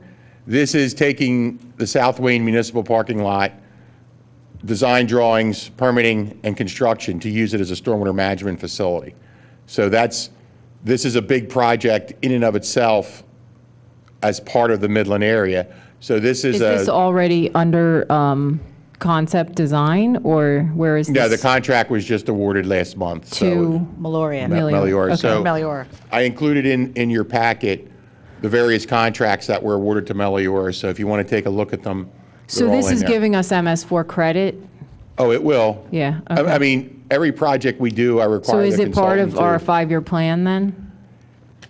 Yeah, this was, Midland in general was part of the budget this year. So, this but became by part- calling this Midland, it's really more like upstream of Midland. Well, is what if you you're read saying. the. It starts. If you read the memo, it says Midland area of South Wayne, a general term to include St. David's, Pembroke, South Wayne, Runnymede, to name a few. Okay. One of the main issues of this project and the other one is to go upstream in the drainage area to look at projects we can do to reduce flow coming down. Somewhat limited in a lot of cases to streets. You know, it's only so much. But land this the also township has owns. to kind of include that the library addition never got stormwater management, right? Yeah, it did. Oh, it did? It did. And I that- thought it didn't have enough. No, it did. It got stormwater management, and that will connect to this project. So that's also part of it. But we're looking at going up Runnymede, anywhere in the drainage area, to look at ways to reduce flows. But one of the big items of the project is the South Wayne lot, which is in Yeah, it's terrible good. condition. It's a great opportunity. How use it. about green streets? Are they also being entertained? So there was another project that was awarded to Meliora. It's a green infrastructure project upstream of the North Wayne Field Basin. I don't know if you remember last year in the budget proceedings, There was were- something that had to be added. above that, Yeah. and it's a And green that's what it's infrastructure gonna be. All project. right. And then there was we got approval to go to bid. We're going to be heading out to bid probably next week for the cleaning of the North Wayne Field Basin. And there's some, well, interesting to me, parts. So we're going to add a manifold to the back of the system. There was only one manifold to help better distribute it. Of course, we're going to repair it, we're going to clean it. And then there'll be 2 Vortec devices, Oh, like a pre-treatment? Yes, because that's Good. one That'll of the, save us a lot of money in the end. due to size, they're 5-year storms. They're very big in their own right. 5-year storm is a big. Yeah, for a so there are vortex. 2 of them. That's And big. that's what I had created the spec for. It just means we need to clean them, but one of the whole problems with the system was you have this big system that is just constantly getting full. So by keeping these things clean, cleaning out the Vortec devices, we hopefully get the most efficiency out of the North Wayne Absolutely. Field system. And I'm excited just to see them. I mean, I've seen them, Wow, but it's yeah. cool to install them here. I'm used So, to seeing them strange for that like way. a 2-year storm, and then they bypass after the 2-year. Yeah, and these will flow. bypass at 5. Wow. How big are they? If you take a look at the plan, they're pretty big. Of course, you're only going to see the manhole. Right, but they're going to be. They're sizable. They're sizable because the amount of debris that comes under the railroad tracks is just incredible. There's actually a concrete swale, and at times that entire swale is filled with stone and debris, like 3 feet in height, the length of the swale. So it's considerable. That's why I spec the larger items. We're going to spend all this money to clean the basin. We want to keep it clean. And so you have the spreadsheet. This spreadsheet is the one this is the 3rd one I sent to SWIMAC. So this is also on the website. I just update it every so often when projects are awarded or there's certain milestones are hit. So please take a look at the spreadsheet for the public. This is on the engineering stormwater management page. It's a list of all the projects right now that we have something going on. The ones in orange at the bottom are new projects that crept up over the year. Wooten Road, we had a tree overturn one of the huge storms, which uprooted about 30 feet of storm sewer. So then we saw that we have about 200 feet of completely deteriorated storm sewer in a gentleman's backyard. Worcester Road outfall, there's a township outfall, very typical of the 60s. It just leaves the curb and has created quite a problem for some of the residents there as this outfall just goes through their yard. Huge gullies, some flooding in the back. That's one we're getting a price on. Arthur Road is one we're looking at. Banbury, Francis, Windsor. There's states that you folks are looking at it. And Brookside Avenue, right over here, we have some inlets and some pipe that are completely shot. So we're looking at, if you could look at a good storm, you just see this massive pond. So Public Works was great. They were out there trying to clean them. They can't even get through them. And they're old terracotta, so we're looking at getting a design proposal to replace those pipes. Hey, can I ask a question? And I don't know if Steve or you guys remember, we had the culvert right here at the driveway as a project that was on the list, which I don't see anymore. And I got to tell you, I know I sent Paige, and I don't know if I sent you, Regina, pictures. I sent it to you, Steve. I literally I put on I see it when it my happens. geeky engineering hat, and when it pours rain, I like to go out and drive and like actually look. And I took a picture, and I it think was that drives the completely- point home because it we was have a full. lot of problems we have to fix. But the other thing we have to think strategically about is sizing down some of these projects to make them more manageable, like taking it down to the right size storm. And the right size storm isn't the same for every project. Well, I just know we had it on our list. I haven't seen it in a while. And literally, it was not this past week rain, but rain that was like 3 weeks ago that was a lot less. And it was a flash flood, and it literally filled to the top of that culvert. And I just question how many more of those you get without it being a problem and the police being able to get to situations in a rainstorm. I just want to know if there's something that we can entertain again, that was a project, and just because I literally drove past it and took a picture of it, it was completely to the top. I think that's something for the budget. We had, if you remember, at one point, I think I created a spreadsheet. There must have been Yes, 50 projects. it was on there, It right. was huge. And we Right. pared it down to work within a 5-year or 10-year budget. Was But there a reason that it got off? I don't recall. I don't remember. There was spreadsheet after spreadsheet. Yeah, Well, I mean, basically if you're took talking every about a bridge problem. replacement there and increasing the size, you have to get permission to release more flow downstream, and then you're causing problems with the downstream area. It's all very tricky. So you really the only solution there is to go upstream and do some of the projects we're talking about, really. That's We the could right use a approach. connection we have at the Army Corps maybe to help us. The right approach, that's not navigable. Well, but I mean, how is the structure? Has that been inspected in a while? I mean, are Which we okay? culvert? They Right were- here. I can't recall, but both of those culverts were on, and Regina's right. So we knew that if we do this, if this is a project, we have to look downstream to see what happens when they're both enlarged, because we can't create one But we problem. do have to be mindful of all the deteriorating conditions on these culverts, and The one gets hit about every year or two. and not only because of the flooding, but because of the materials that were used and the upkeep and things. Yeah. So I was underneath them both, I'm going to say about a year ago, because somebody hits those walls. They Like, hit it twice in 1 year. Yeah, I mean, it was amazing. I remember that. I don't, and when they do that, I go underneath, I'm looking for cracks, to see if it's a huge structural issue. But that's a project we could revisit. And like Regina said, there's quite a bit to it, but it might be worth doing. Well, it just might be another, maybe a green project too, for like some stream restoration and do something along the stream bank that, if we're going to do something like that, that's one thing. But I'm also talking about too, just structurally, when it fills up like that and people keep whacking into it, are we okay? We can get them looked at. Maybe that's another. All right, PennDOT inspects many of our bridge. We're in the program, but that's a 20-foot span. So these are not that kind of a span. So there's no reason why, I think I might have had it 1 year, where we have X dollars, and we pick, I did this maybe 5 years ago. We looked at a lot of culverts and small areas that weren't normally looked at. that aren't covered as bridges, right? And we had reports, and we addressed some items, and we can do that again next year. I mean, because it's not like it it can change over time. So that's something I think definitely we could. You know me, I'm a big infrastructure person, so I would vote for that if I had a vote. Well, I just figured since it's budget time, I wanted to bring it up and also just let you know, I don't know if we're taping anymore. We're on Shade Tree Commission. Just wanted to give you, oh, we're back. Okay. Well, I think one other question we have that residents brought up was about, is it Earl's Lake Dam? Can you weigh in on that and how, Sure. where the status is? So some of the residents, we've been talking over a period of months, And we had a meeting with DEP, and it was a phone meeting, and some elected officials from the state level. And so DEP has inspected that, and Green Country had 3 options. Do a partial breach it, get rid of the dam altogether, or completely fix it. So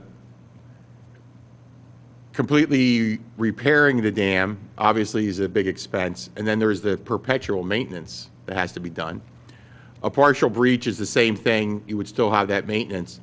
So from our conversation, we had heard from DEP that they were going to remove the dam.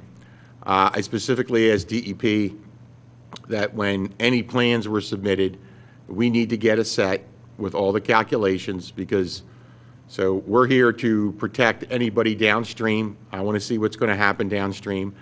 I also had some questions about what would happen to Earl's Lake. So as opposed to just all of a sudden opening it up, and you know there's got to be massive silt deposits by the dam, right? You know, I thought that should be graded as floodplain. That would make sense to me.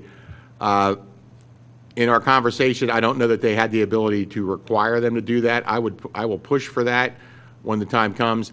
I will actually take the entire package when it comes. I'm going to give it to our consultant, Meliora, have them tear it apart. I'll look at it, definitely provide it to the SWIMAC. And DEP agreed. So it should be sometime, I'll say in the next couple months, that I forget the name of the firm Green Country hired, that something should be coming to DEP for that.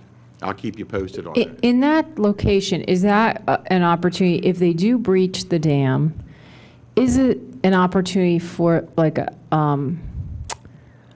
storage area that's only used in storms? You know, it doesn't have an impoundment, but it would, you know, have some beneficial, Like I say, I would like like a to dry see, dam, you know? I would like to see it natural flood, or as man-made I flood. like that. I like that thought, but even a step further, a way to just have like a small weir that would.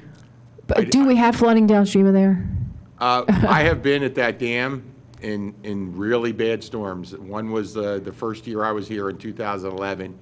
It was incredible, the amount of water. The flow that comes came through over there. It sounded like a jet engine. I mean, I was standing on the dam, so I mean, that's part of Okay. it, but it is incredible amount of water.